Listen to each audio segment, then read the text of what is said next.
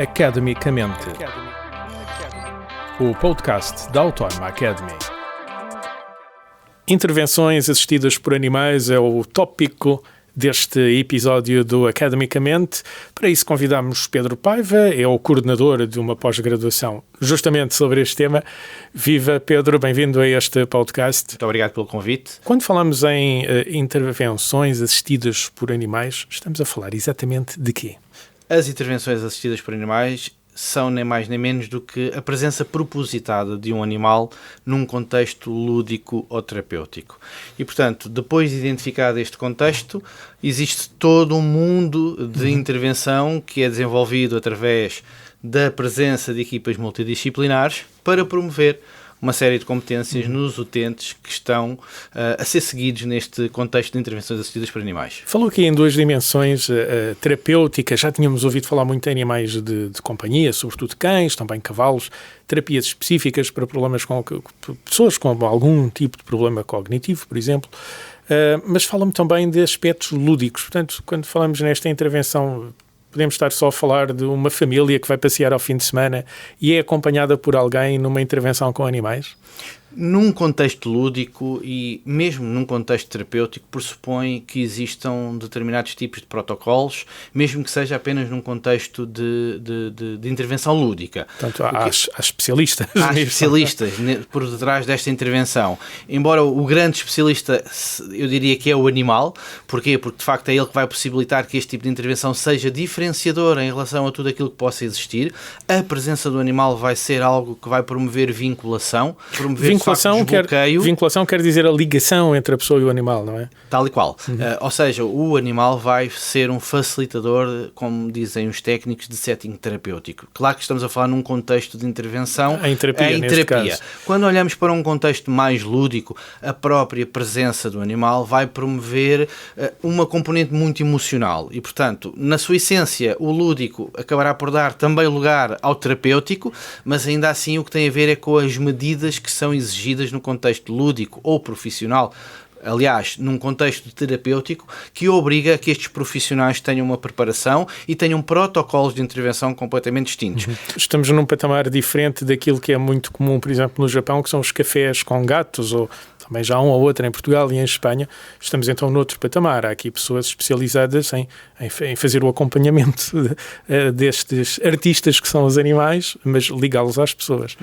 Nem mais. Ou seja, nesses cafés que disse muito bem, identificou, existe de facto a ligação lúdica, a promoção do bem-estar num processo bilateral, porque de facto quem cuida destes animais também promove a proteção e a salvaguarda do bem-estar destes animais. Quando nós olhamos para um contexto terapêutico, pressupõe a intervenção de especialidade em diversos contextos. Contextos estes que estão interligados com a medicina humana, a psicologia, a contexto judicial, contexto educacional, onde a presença do cão com os técnicos especializados tem objetivos muito claros, que é promover competências no âmbito destes especialistas.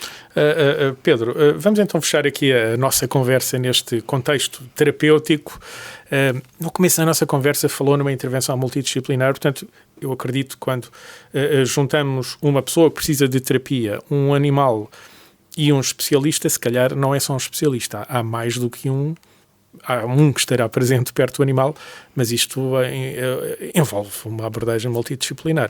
Suponho bem, certo? Tal e qual. Ou seja, esta equipa é composta por vários especialistas e, num sentido, aqui um paralelismo prático, que é, se estivermos num contexto de educação, portanto, diria que o nosso utente vai ser uma criança que está a desenvolver competências escolares, académicas, naturalmente que há outras competências que são promovidas paralelamente. O que é que obriga, num contexto de intervenção, num contexto escolar, obriga a que esteja um professor, que é de facto quem vai promover e identificar as necessidades que são e as competências que são a ser desenvolvidas com aquela criança, e que esteja também um técnico devidamente habilitado para que este técnico possibilite o recurso ao cão. Diria eu, é um monitor especializado em comportamento canino.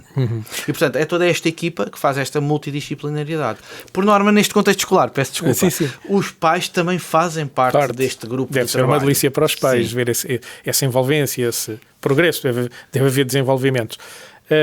Falou-me aqui em 2 ou 3 coisas que me deixaram cheio de curiosidade. Vamos arrumar ideias e resolver uma de cada vez. Se falamos em contexto terapêutico, estamos a falar de problemas que uma pessoa possa ter, estamos a falar de quê em concreto? Há vários, em que é que, por exemplo, o cão ou esta relação com o cão pode ajudar? Há várias patologias que podem ser trabalhadas num contexto, eventualmente, de saúde humana. Um caso prático, porque, de facto, fazer a ponte desta questão da teoria das intervenções assistidas para a prática ajuda a percebermos, de facto, como é que esta medida pode ser diferenciadora.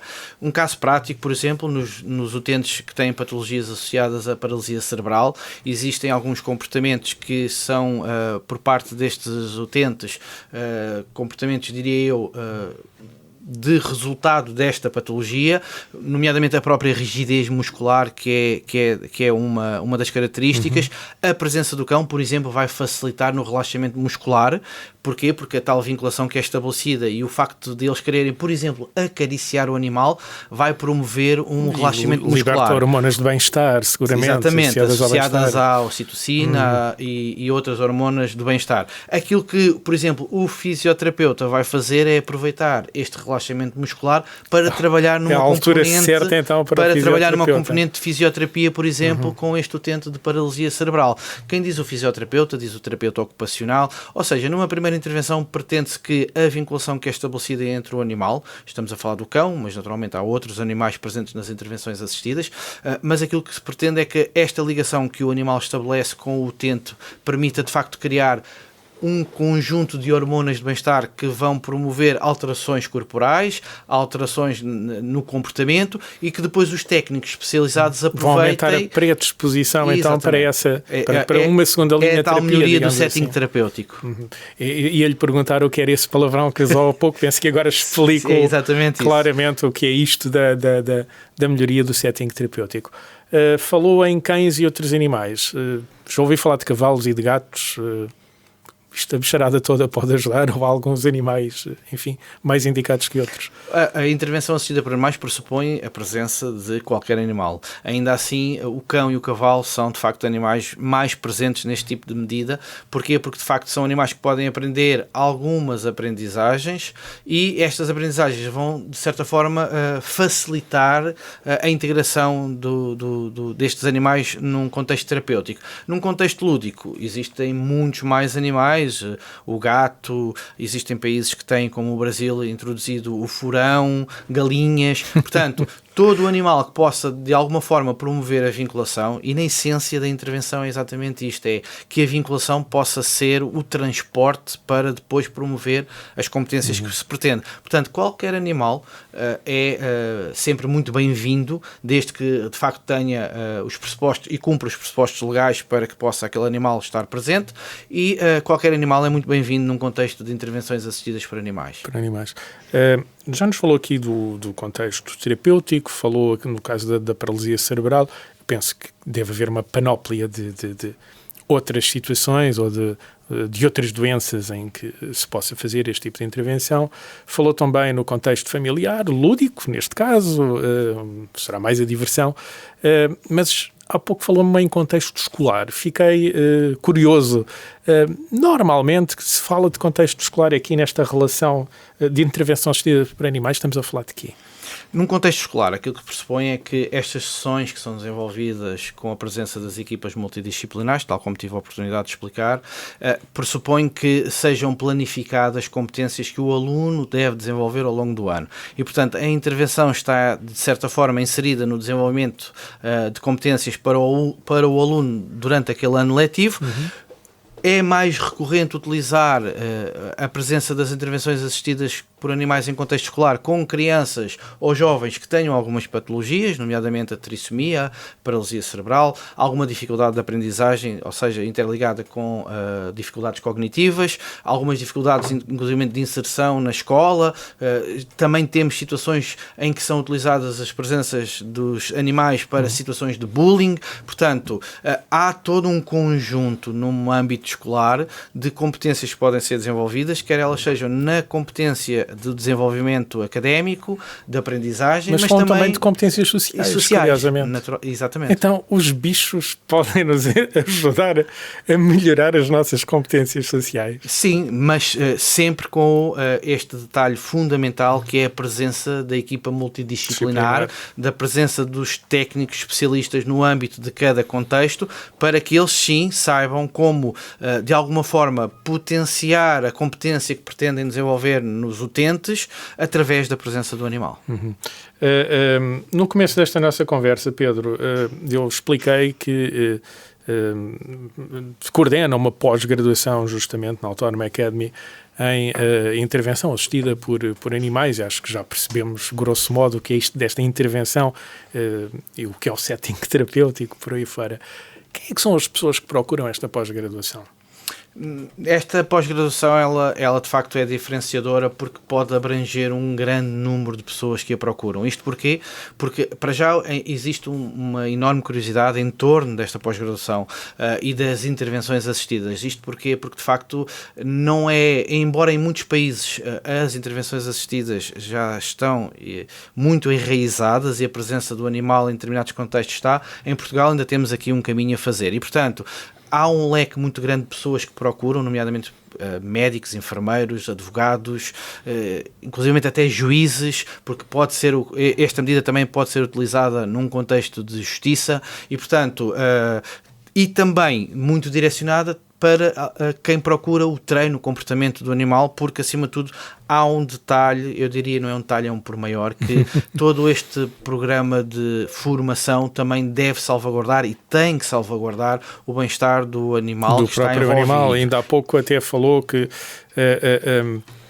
mesmo por motivações lúdicas, como nos cafés, há sempre organizações que acabam por promover, ter em primeira linha, proporcionar um bom momento aos humanos, mas sempre com esse cuidado, não é? Essa filosofia de salvaguardar os animais, promover também o bem-estar dos animais. Sim, e daí também esta formação ser muito procurada por médicos veterinários, auxiliares de veterinária, portanto, todas estas especialidades que estão interligadas ao bem-estar animal, porque é fundamental que não se instrumentalize o animal descurando o seu bem-estar para promover competências no ser humano. E, portanto, daí eu dizer que ela é efetivamente muito abrangente. Então tem que juntar o melhor de dois mundos, digamos assim. É o melhor de dois mundos para garantirmos que realmente a presença do animal vai promover um número de competências para os utentes, mas ao mesmo tempo criamos todos os protocolos que nos permitem assegurar a proteção e o bem-estar do animal, do próprio animal. Em todo este processo.